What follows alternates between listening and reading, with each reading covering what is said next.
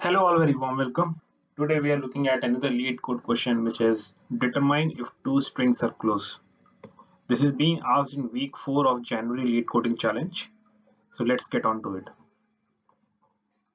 So in this question, we are given two strings and they're considered close if we attain one from the other using the following operations. Okay, so we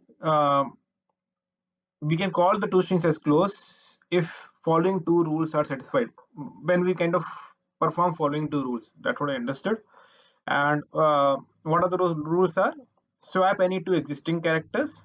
Okay, so I can swap the values, or you can say interchange the values which are present in the same string and see that okay, both the words are word 1 and word 2 which are given to us are same or not. Transform every occurrence of one existing character into another existing character and do the same with the other character. Okay, so what does that mean? So if I have A C A B B and I have another B B C B A A. Okay, so let's pen it down.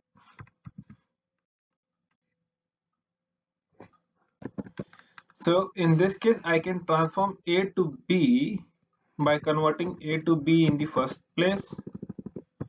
Then another A can be converted to B. C can remain as it is. C can be converted to B. Sorry, A can be converted to B again. B to A. Okay, got it. So two things which comes out of this is one, the length of both of them will be same because what we are doing is playing with the values which are already present in a given string. So I have word 1 and word 2 and I need to change, transform whatsoever I have to do, but I have to do that in the same set of letters which I have. I can convert A to B or B to C, C to A or whatsoever, but I cannot use a letter say D or letter say E, Z, T, whatsoever. Right? So let's go through the example and then we can go ahead and talk about the approach. So let's take example 3. I have word 1 and word 2. So if you apply operation 1, that means I swap the values. Um, CABBA can be converted into this, then operation 2. Okay, so let's again bring this down. So in this first operation, I swapped this value, this B with A, and this A with B. Okay, okay, got it. So okay, so that further cements to what the thought process is, which is that okay, I have to ensure the frequency of both of them same. That is one. Second, I have to ensure, let me pen it down. Uh, I have to ensure that length of word 1 and word 2 are same. Okay.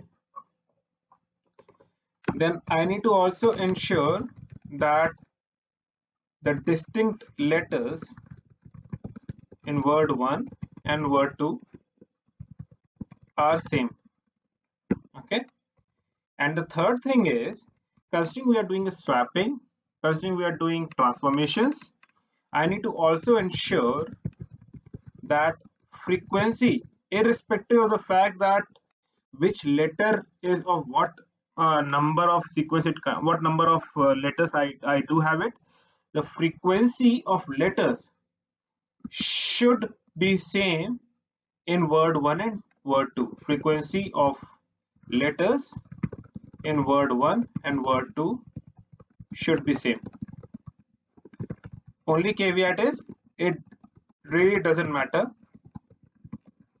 which character frequency it is, right? So if I have AA, so AA and B, this can be converted to BBA, right? Because if you see, A's frequency is 2, B's frequency is 1, so I can do swapping and transformations. Now with this set of rules, right, I think this problem becomes way easier. And why is that? Because all we have to do is Find distinct characters, compare, right? This is what we have to do. And another thing we have to do is find frequency, convert it into say a dictionary or an array, whatsoever you want to, and we need to compare again. We need to compare, and easier way to compare is by doing sorting, right?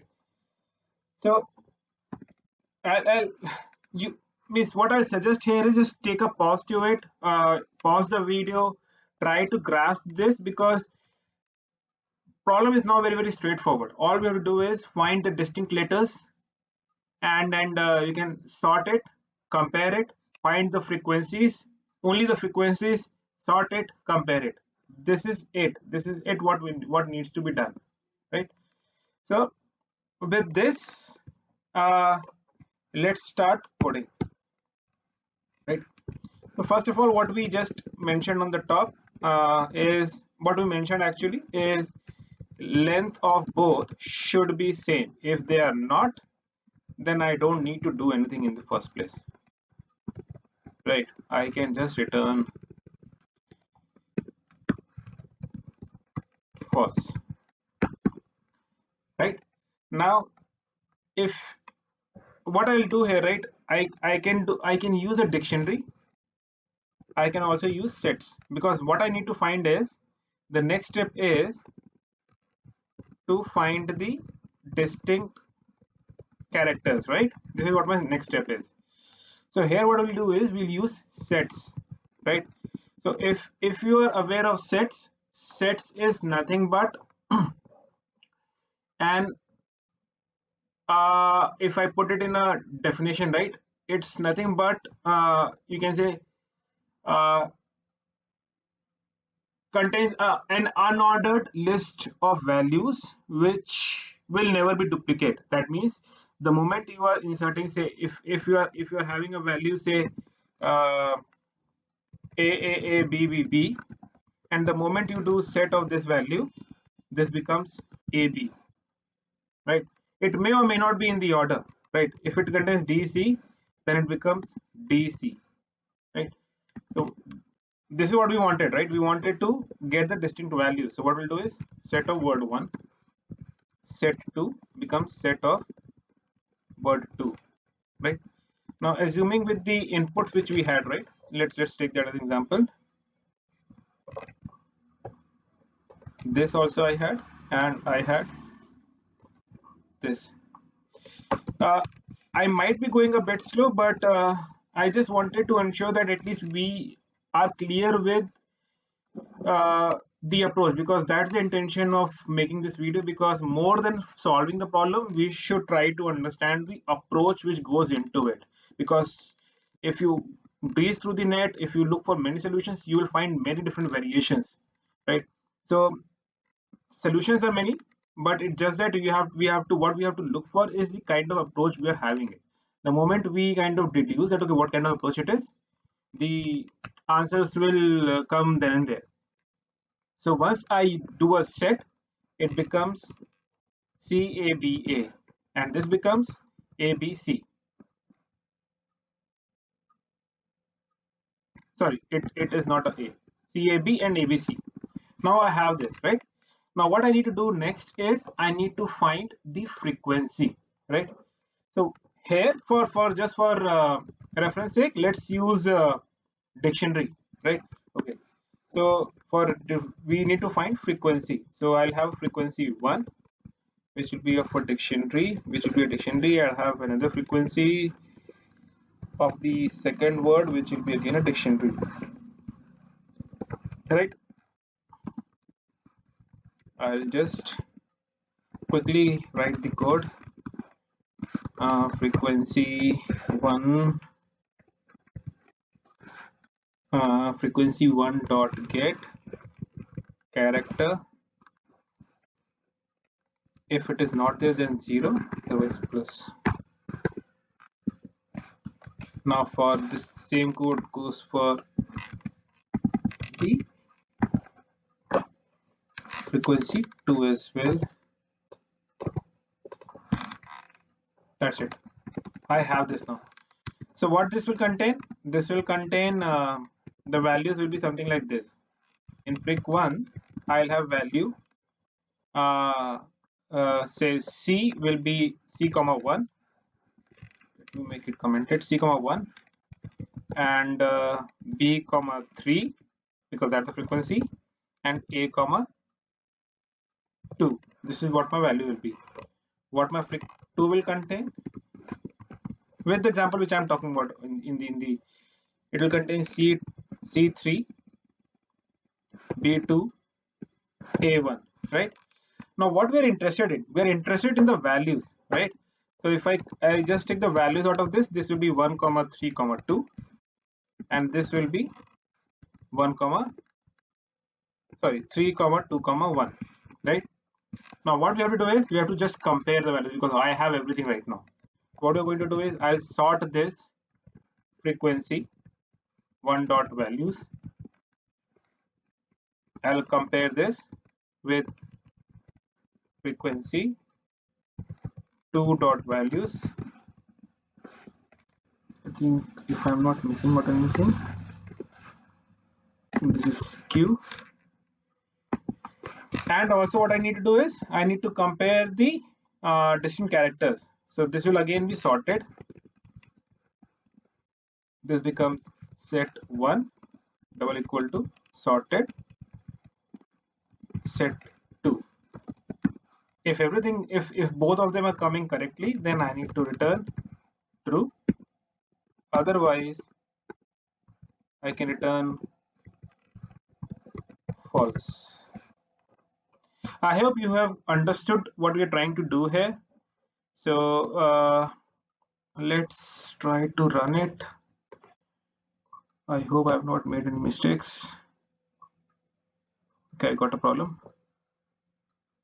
So the problem is this is not ending. Right, let's run it. I got true. Let's submit it. I got a wrong answer for this one, which is ABBZZC. ABAP. I returned a true. What was expected was false. So yes, that is true. I should have returned a false because Z is not matching with A. Let's see what happens here. What happened here?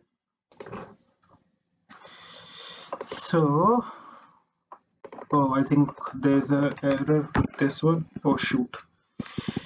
Okay, let's run it again and see what happens. You guys, sorry for this. Didn't notice. Okay, again I got true. Let's submit it.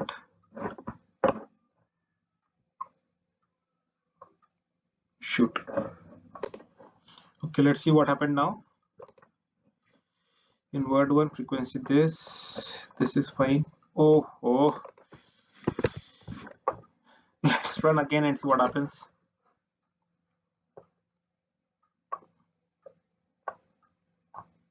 I got true. Let's submit it. Finally, it got accepted.